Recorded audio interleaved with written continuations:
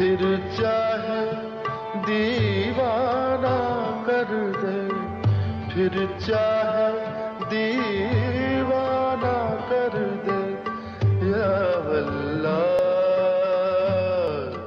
ये 27 जुलाई 1990 की रात थी। विवेक सिंह को भारत की मतदाता सूची में नाम लिखवाने वाली उम्र के 11 महीने ही बीते थे। वो 18 साल 11 महीने के हुए थे। वयस्क होने की उम्र को विवेक सिंह साल भर आगे जाकर निहार सकें, बस वो 1 महीने की दूरी थी। वो अगले महीने 19 साल के हो जाते। वो मुंबई की मरीन ड्राइव पर अपने 2 दोस्तों राहुल मजूमदार और साईराज बहुतुले के साथ दोस्ती की शामों में घर लौटने के तय वक्त में अक्सर बढ़ जाने वाले घंटों के बीच युवापन की गुमराहियों का वक्त बिता रहे थे। माँ बाप की डांट का हंटर हर बच्चे पर एक ही जैसा होता है, लेकिन कुछ बच्चे कभी कभी अपनी परिपक्वता की वजह से इस 4 दीवारी से बाहर सेंध लगाने में कामयाब हो जाते हैं। रात में घर वापस लौट आने का वक्त भी अगले दिन के उजाले से बस 4.5 घंटों की दूरी पर था। विवेक सिंह, साईराज बहुतुले और राहुल मजूमदार ने आखिर घर लौटने का फैसला किया। विवेक सिंह गाड़ी की ड्राइविंग सीट पर बैठे और गाड़ी रवाना हो गई।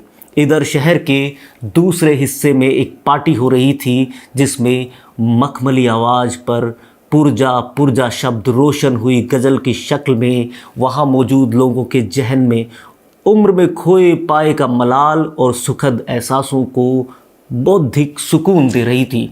ये मशहूर हो जाने के शिखर से भी आगे निकल जाने वाले जगजीत सिंह की आवाज़ थी, पर जगजीत आज कुछ अनमने से गा रहे थे।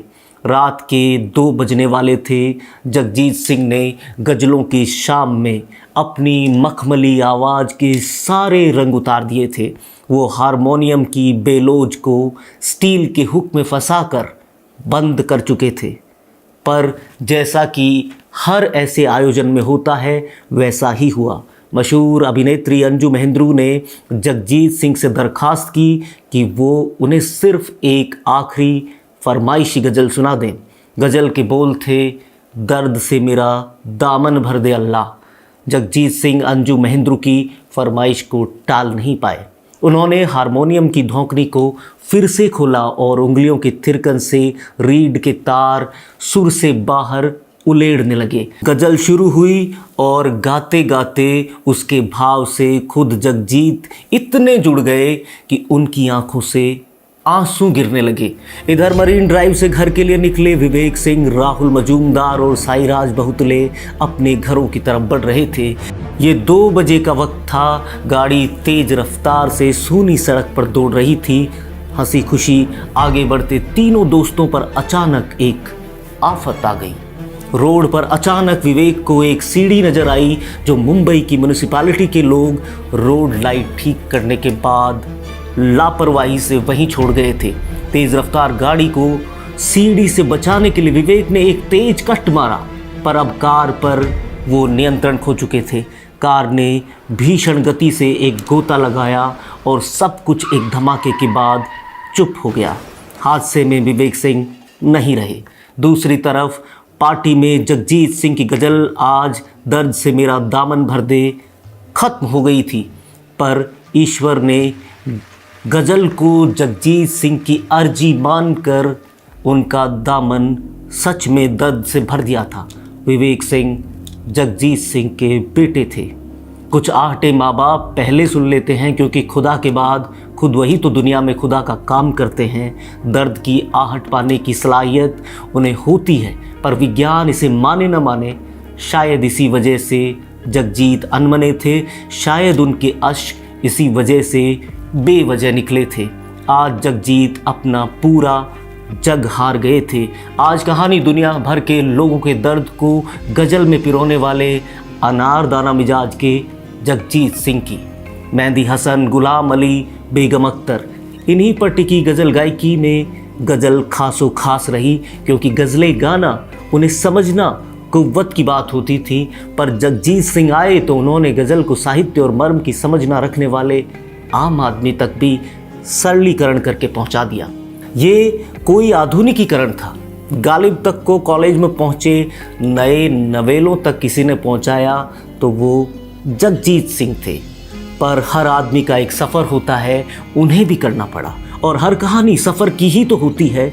जगजीत सिंह गज़ल को उसकी सबसे महफूज और शाह जगह से भी बाहर लाए थे। वो जगह उर्दू जानने वालों के हक हकूक़ की जगह थी, जो या तो शायरी के शामियानों में कैद थी या कोठों की रक्कासाओं के अदब से घिरे नवाबों की।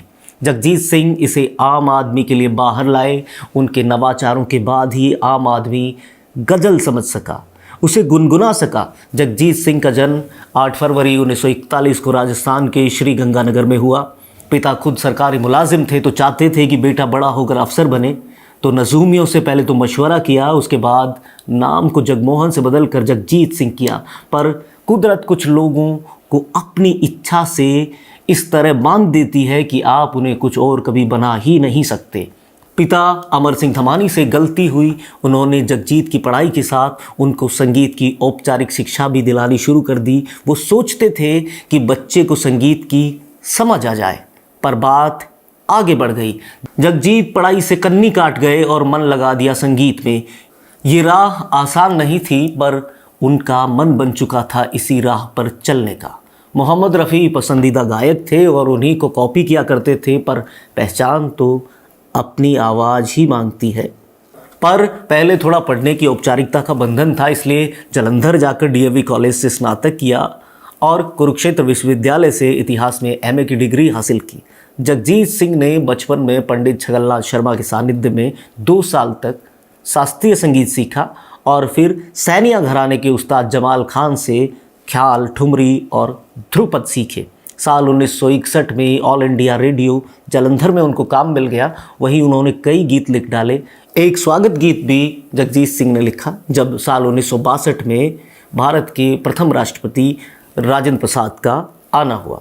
कुरुक्षेत्र विश्वविद्यालय में पढ़ाई के दौरान संगीत में उनकी दिलचस्पी देखकर कुलपति प्रोफेसर सूरज भान ने जगजीत सिंह को ये हौसला दिया कि एक सुनहरा कल गायकी की दुनिया में उनका इंतज़ार कर रहा है, वो आगे बढ़ें। और उनकी बात मानकर जगजीत सिंह बरस 1965 में मुंबई चले आए। पैसों की कड़की तो थी ही, यहाँ पर उन्होंने एक विज्ञापन जिंगल्स के रूप में गायकी को गाना शुरू किया। अब उस मुलाकात का होना भी था, जो शुरू तो एक मुलाकात के रूप में हुई थी, पर यहीं से उनकी हम ख्याल और हम सफ़र बनी चित्रा सिंह से उन्हें उम्र भर का इश्क होना था। चित्रा अपने पति देबू प्रसाद दत्ता और बेटी मोनिका के साथ मुंबई में रहती थी। देबू प्रसाद उस समय ब्रिटानिया बिस्किट में एक बड़े अफसर हुआ करते थे। उनको भी संगीत से लगाव था और खाली समय में रिकॉर्डिंग के लिए घर पर उन्होंने एक रिकॉर्डिंग स्टूडियो का सेटअप कर रखा था। उनके पास गायकी से जुड़े हुए लोग आते जाते थे। चित्रा भी गायकी को समझती थी, जानती थी, पर यह गुजरे ज़माने की बात हो चुकी थी। बचपन में मंदिर में गाए भजन तक ही उनकी गायकी पहुंच पाई थी और उसके बाद सीधा संन्यास। वो अक्सर अपने घर की बालकनी में खड़े रहकर सामने रह रहे एक परिवार के छोटे बच्चे को लडाया करती थी। छोटा बच्चा चित्रा जी को देखकर ठट्टे लगाने का काम करता था और जो चित्रा जी को देखता तो रोना भी बंद कर देता था।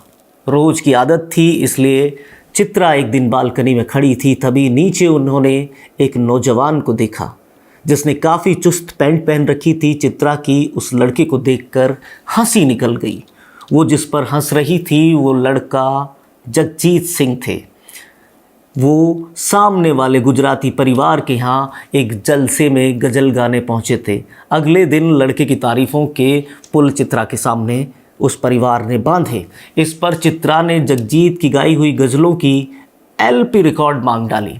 रिकॉर्डिंग सुनने के बाद चित्रा ने नाक मुंह बनाते हुए कहा, ये भी कोई गायकी है, गज़ल तो तलत महमूद गाते हैं। एक रोज़ दरवाजे की घंटी बजी और एक शख्स चित्रा और देबू साहब के घर में दाखिल हुआ। इससे पहले कि दरवाज़ा खोलकर चित्रा उस इंसान से ये पूछती कि रिकॉर्डिंग के लिए देबू प्रसाद के साथ बैठे महेंद्रजीत सिंह ने आवाज़ लगाई, अरे लल्लू तुम आ जाओ जल्दी।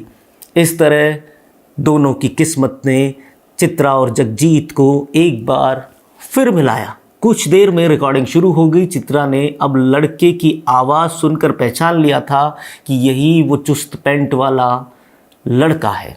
सिंह साहब ने चित्रा से कहा, तुम जगजीत के साथ गाओगी, लेकिन चित्रा ने जगजीत के साथ गाने से इनकार कर दिया। चित्रा की न सुनकर जगजीत ने चित्रा के पूरे घर पर उस समय एक निगाह डाली और कहा, वैसे भी आपको गाने की ज़रूरत ही क्या है। ये बात सुनकर चित्रा बुरी तरह नाराज़ हो गई। धीरे धीरे वक्त बदला। अब जगजीत चित्रा के साथ गानों की रिकॉर्डिंग करने लगे। दोनों के बीच बातें होने लगी और फिर दोनों दोस्त बन गए। इधर चित्रा के पति देबू को किसी और लड़की से प्रेम हो गया था। ये एक विवाहेतर संबंध था। एक रोज़ उन्होंने चित्रा से बड़ी शालीनता से कहा, चित्रा तुम बहुत अच्छा गा लेती हो, इसी तरफ करियर बनाओ, मैं कहीं और जाना चाहता हूँ। कुछ दिनों बाद चित्रा को देबू के अफेयर के बारे में पता भी चल गया। 1968 में तलाक लेने देने की कवायद शुरू हुई। इस दौरान चित्रा अपनी बेटी के साथ दूसरे घर चली गई। बात सुनने में चाहे कितनी भी अजीब हो, लेकिन जगजीत सिंह की मासूमियत का एक एक पुर्जा इसमें आपको नज़र आएगा। वो चित्रा से शादी करने की इजाज़त लेने के लिए चित्रा के पूर्व पति देबू के पास गए। इस पर देबू ने उनसे मुस्कुराते हुए कहा, मैं अब आगे बढ़ चुका हूँ, चित्रा अपने फैसले लेने के लिए आज़ाद है। जगजीत और चित्रा की शादी बेहद साधारण तरीके से हो गई, महज 30 रुपए के खर्च में। इनकी शादी का इंतज़ाम किया था मशहूर तबला वादक हरीश पुजारी ने। धीरे धीरे जगजीत सिंह की आवाज़ की हैसियत का असर दुनिया पर होने लगा। 1975 का दौर पूरी तरह से फिल्मों का दौर था और फिल्मी संगीत को बीट कर पाना बेहद पैनी धार से ही संभव था। तो रफ़ी साहब, किशोर दा, लता जी, आशा जी, मन्ना डे की उस समय तूती बोलती थी। तब की मशहूर म्यूज़िक कंपनी HMV ने सन 1975 में जगजीत को उनके पहले एल्बम द अनफॉरगेटेबल्स का प्रस्ताव दिया, जिसमें जगजीत और चित्रा की गज़लें थी। ये जगजीत की करिश्माई आवाज़ की ही बात थी कि उन्हें उस दौर में भी लोगों से इतना प्यार मिला। चित्रा और जगजीत साथ में पहला एल्बम लेकर आए जिसका नाम था कम अलाइव। इसके बाद 2 और एल्बम आए और दोनों के कंसर्ट भी साथ शुरू हो गए। अब ऐसा समय आ चुका था जब जगजीत और चित्रा की जोड़ी ने अपने श्रोताओं के दिलों में एक अलग ही तरह की जगह बना ली थी। कोटे ते आ मैया जैसी नोक झोंक वाले गीत में पति पत्नी के रिश्ते की खूबसूरती को जगजीत की आवाज़ ने जादू से भी आगे के आयाम पर पहुंचाया। कुछ समय बाद उन्हें फिल्मों के प्रस्ताव आने लगे। सन 1980 में उन्होंने साथ साथ फिल्म में जावेद अख्तर की गज़लों और नज़मों को अपनी आवाज़ दी। उसी साल महेश भट्ट की फिल्म अर्थ से जगजीत और चित्रा की प्रसिद्धि आसमान छूने लगी। जगजीत ने सन 1987 में बियॉन्ड टाइम को रिकॉर्ड किया। ये किसी भी भारतीय संगीतकार की पहली डिजिटल CD थी। जगजीत सिंह ने 1990 तक बुलंदियों को अपने मिजाज और उर्दू की मुकम्मल पकड़ की वजह से छुआ। जलंधर में पढ़ते वक्त उनके एक दोस्त हुआ करते थे जो भारत के महान शायर भी हुए हैं, जिनका नाम सुदर्शन फ़कीर है। फ़ाकिर का मानना था जगजीत और वो 2 शरीर एक जान हैं, एक दूजे के बिना वो दोनों अधूरे हैं। जगजीत का भी सुदर्शन फ़ाकिर पर यही मानना था, वो भी उन पर जान छिड़कते थे। अपने एक इंटरव्यू में फ़ाकिर ने कहा था कि वे अपना लिखा सिर्फ जगजीत सिंह को देना चाहते हैं। जगजीत सिंह ने उनकी सबसे ज़्यादा लोकप्रिय नज़्म वो कागज़ की कश्ती वो बारिश का पानी गाई भी थी, जिनकी मिसाल ज़माना गज़ल का जिक्र आते ही सबसे पहले देगा।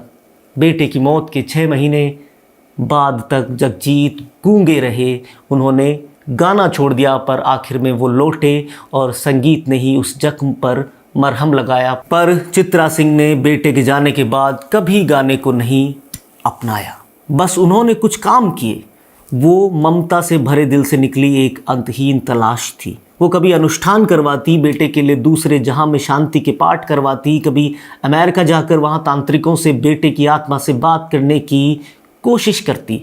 उनकी बेटी मोनिका ने भी अपनी नाकाम शादी से हार कर खुदकुशी कर ली। फिर न चित्रा में जीवन बचा, न जगजीत में। सांसों के चलने को ही जीवन नहीं कह सकते।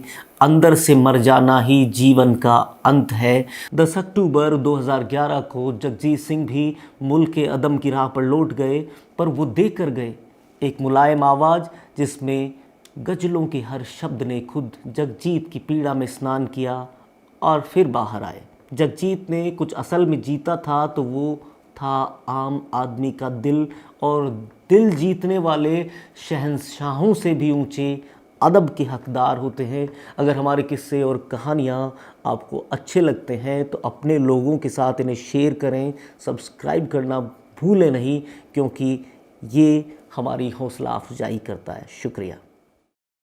Please subscribe and don't forget to press the bell icon to get notified whenever we upload a new video.